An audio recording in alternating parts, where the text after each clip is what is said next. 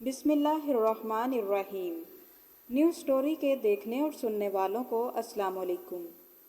ناظرین گرامی، نبی کریم صلی اللہ علیہ وآلہ وسلم نے فرمایا کہ میں علم کا شہر ہوں اور علی اس کا دروازہ ہے۔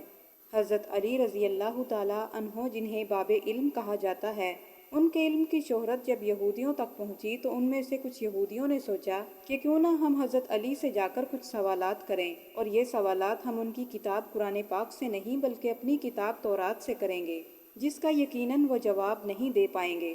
اگر وہ ہمارے سوالوں کا جواب نہ دے پائے تو اس سے مسلمانوں میں کمزوری پیدا ہو جائے گی، اور اگر ہم نے علمی میدان میں ان کو شکست دے دی تو ہمارا پلڑا بھاری ہو جائے گا۔ یہ سوچ کر یہودیوں کا ایک گروہ حضرت علی رضی اللہ تعالیٰ عنہ کی خدمت میں حاضر ہوا۔ حضرت علی رضی اللہ تعالیٰ عنہ سے آ کر کہنے لگے، اے علی، ہم نے آپ کے علم کی شہرت سنی ہے۔ یہ سن کر حضرت علی رضی اللہ تعالیٰ عنہ مسکرائے اور فرمایا، تو پھر کیا تم لوگ اس بات کی تصدیق کرنا چاہتے ہو؟ یہودیوں نے کہا کہ اے علی، ہم آپ سے کچھ سوالات کرنا چاہتے ہیں۔ اگر آپ نے ہمارے سوالوں کے جواب دے دیے تو ہم آپ کو باب علم تسلیم کر لیں گے۔ حضرت علی رضی اللہ تعالیٰ عنہ نے فرمایا کہ تمہارے جو بھی سوال ہوں گے تمہیں ان کا جواب دیا جائے گا۔ یہودی کہنے لگے کہ ہم آپ سے سوالات قرآن پاک سے نہیں بلکہ تورات سے کریں گے۔ حضرت علی رضی اللہ تعالیٰ عنہ نے فرمایا کہ ٹھیک ہے۔ پھر حضرت علی رضی اللہ تعالیٰ عنہ نے فرمایا کہ اگر میں تمہارے سوالوں کے جواب دے دوں تو پھر کیا تم اسلام قبول کرو گے؟ یہودیوں نے کہا کہ جی ہاں، بالکل ہم کریں گے۔ پھر اسی دوران بہت سے لوگ جمع ہونے شروع ہو گئے اور دیکھتے ہی دیکھتے ایک مجمع اکٹھا ہو گیا۔ یہودی عالم جالوت نے مجمع کی طرف دیکھا اور متکبرانہ انداز میں بولا، اے علی، میرا سب سے پہلا سوال یہ ہے کہ وہ کون سی چیز ہے جو اللہ کے لیے نہیں ہے؟ یہ سوال سن کر سارا مجمع ایک سوچ میں گم ہو گیا کہ اللہ رب العزت تو مالک کل ہے، ہر چیز اللہ تعالیٰ کی پیدا کردہ ہے، پھر وہ کون سی چیز ہے جو اللہ کے لیے نہیں ہے؟ یہ سن کر حضرت علی رضی اللہ تعالیٰ عنہ نے بنا کسی توقف کے فرمایا، اے جالوت، تمہارا سوال یہ ہے کہ وہ کون سی چیز ہے جو اللہ کے لیے نہیں ہے؟ تو سن لو، وہ شرک ہے، کیونکہ اللہ کی ذات پاک ہے اور وہ وحدہ لا شریک ہے۔ مجمع نے جب یہ سنا تو وہ بے ساختہ بول اٹھے، واہ واہ۔ یہودی نے دوسرا سوال کیا، اے علی، ذرا یہ بتائیے کہ وہ کون سی چیز ہے جو اللہ کے قریب نہیں ہے؟ حضرت علی رضی اللہ تعالیٰ عنہ نے جواب دیا کہ جو چیز خدا کی ذات کے قریب نہیں ہے وہ ظلم ہے، کیونکہ میرا رب ہر خطا، ہر برائی اور ہر عیب اور ہر ظلم سے پاک ہے۔ جو شخص اس کے سامنے عجز و انکساری سے توبہ کرتا ہے وہ ہر کسی کی خطا کو معاف کر دیتا ہے، لہٰذا ظلم اس کی ذات سے بہت دور ہے۔ یہودی نے سوال کیا، اے علی، یہ بتائیے کہ وہ کون سا چشمہ ہے جو سب سے پہلے زمین پر جاری ہوا؟ اس کے جواب میں حضرت علی رضی اللہ تعالیٰ عنہ نے یہودی سے سوال کیا کہ تمہارے عقیدے کے مطابق پہلا چشمہ وہ ہے جو بیت المقدس کی ایک چٹان کے نیچے ہے؟ تو یہودی بے ساختہ حیرانگی سے بول اٹھا کہ ہاں۔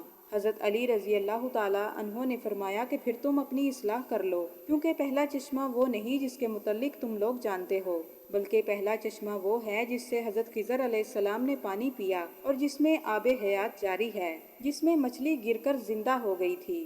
پھر یہودی نے سوال کیا کہ وہ پہلا پتھر کون سا ہے جو آسمان سے زمین پر نازل ہوا؟ حضرت علی رضی اللہ تعالیٰ عنہ نے جواب دیا کہ تمہارے عقیدے کے مطابق پہلا پتھر وہ ہے جو بیت المقدس میں نصب ہے، جو آسمان سے زمین پر نازل ہوا۔ حضرت علی رضی اللہ تعالیٰ عنہ نے فرمایا کہ پھر تم اپنی اصلاح کر لو۔ پہلا پتھر حجر اسود ہے جو حضرت آدم علیہ السلام کے ساتھ بہشت سے زمین پر نازل کیا گیا، جو کعبہ میں نصب کیا گیا اور جو بیت المقدس سے بھی کہیں زیادہ قدیم ہے۔ پھر یہودی نے کہا کہ اے علی، ذرا یہ بتائیے کہ وہ کون سا درخت ہے جو زمین پر سب سے پہلے پیدا ہوا؟ حضرت علی رضی اللہ تعالیٰ عنہ نے فرمایا کہ تمہارے عقیدے کے مطابق پہلا درخت زیتون کا ہے، مگر تم اپنی اصلاح کر لو، کیونکہ پہلا درخت زیتون کا نہیں بلکہ وہ عجوہ کھجور کا ہے، جو حضرت آدم علیہ السلام بہشت سے اپنے ساتھ لائے تھے۔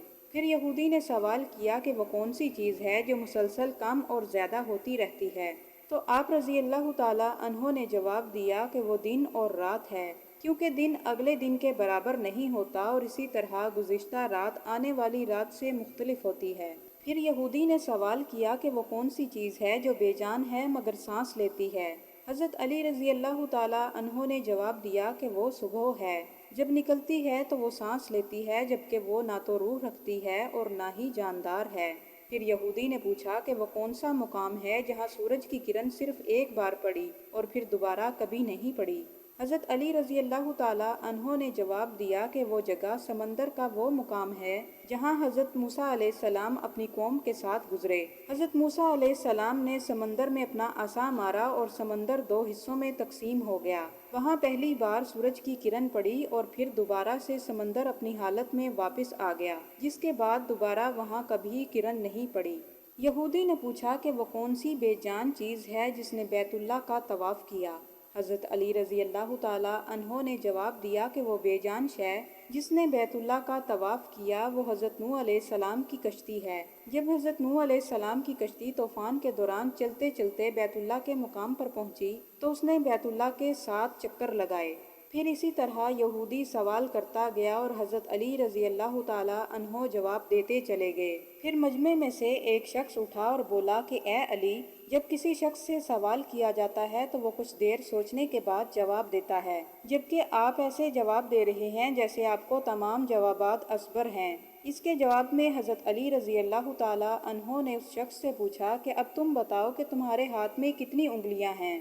اس نے فوراً جواب دیا کہ میرے ہاتھ کی 5 انگلیاں ہیں۔ اس پر حضرت علی رضی اللہ تعالیٰ عنہ نے کہا کہ تم نے بھی تو بغیر سوچے ہی فوراً جواب دے دیا۔ حضرت علی رضی اللہ تعالیٰ عنہ مسکرائے اور فرمایا کہ مجھے بھی یہ سارے علوم ایسے ہی ازبر ہیں جیسے تمہیں معلوم ہے کہ تمہارے ہاتھ کی 5 انگلیاں ہیں۔ پھر یہودی عالم جالوت نے سوال کیا کہ اے علی، آسمانوں اور جنت کے تالے کی چابی کیا ہے؟ جواب میں حضرت علی رضی اللہ تعالیٰ عنہ نے جواب دیا کہ آسمانوں اور جنت کے تالے کی چابی میرے مصطفیٰ کا عشق ہے، اور عشق کا ابتدائی اظہار کلمہ سے ہوتا ہے۔ حضرت علی رضی اللہ تعالیٰ عنہ نے کلمہ پڑھا اور اس کلمے کا سننا تھا کہ یہودی علماء اور خود جالوت نے بھی کلمہ پڑھ لیا، اور پھر یہ تمام یہودی دائرہ اسلام میں داخل ہو گئے۔